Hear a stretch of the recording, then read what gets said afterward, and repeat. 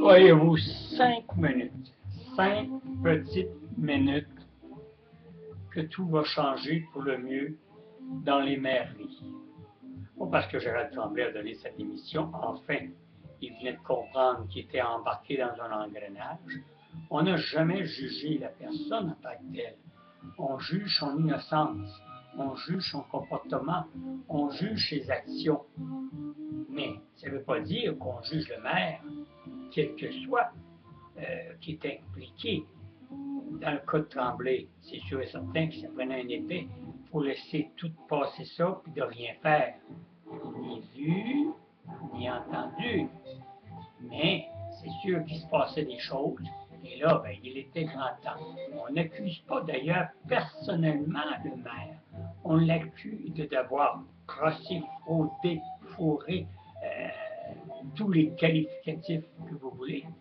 Mais ce qu'on lui reproche, c'est de ne pas avoir ouvert les yeux, pas avoir ouvert les oreilles et pas avoir fait action et de laisser tout simplement des magouilleurs diriger la ville dans un tel féerie de conneries et de mesures inconcevables.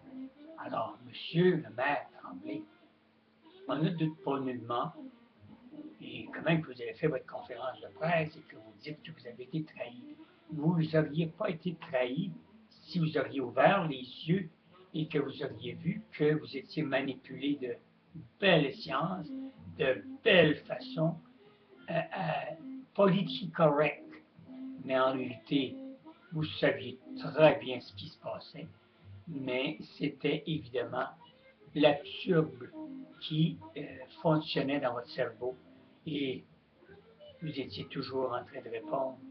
J'ai jamais, j'ai pas entendu, j'ai pas vu, j'ai pas entendu. Hey, hey. Alors, payez pour vos erreurs sur ce côté-là.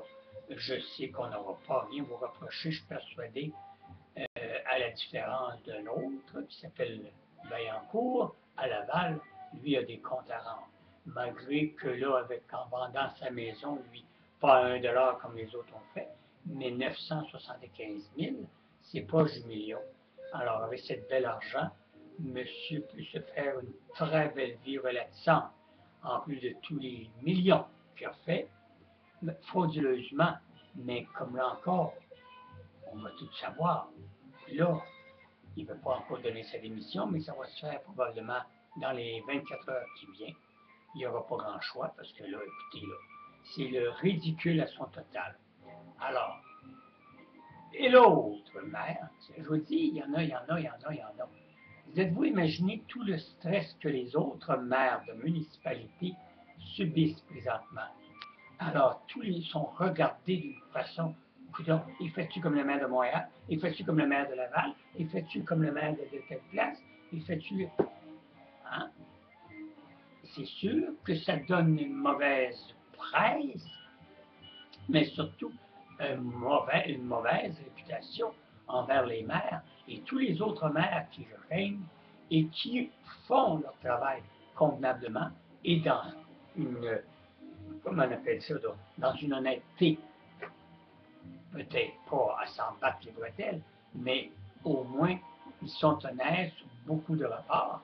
Ben, c'est sûr qu'ils doivent être tannés, écœurés de voir cette enquête-là qui ne finira que dans un an et demi à peu près. Alors, entre-temps, on a le temps de l'apprendre encore des vertes et des pas mûres. Alors, à tous ces maires-là qui n'ont rien à se reprocher, merci et félicitations et tenez-vous debout. Et je vous en prie, ne lâchez pas, prenez courage, et ce n'est qu'un moment à endurer. Après ça, tout va rentrer dans l'ordre, parce que la mémoire est une faculté qui oublie, et l'imbécilité de l'homme fait qu'on oublie très vite. Alors, c'est ça qui arrive, c'est que dans 6 mois, on ne se rendra même plus compte qu'on s'est fait lessiver par des maires et leurs magouilleurs qui les entourent. C'est ça, le Québec.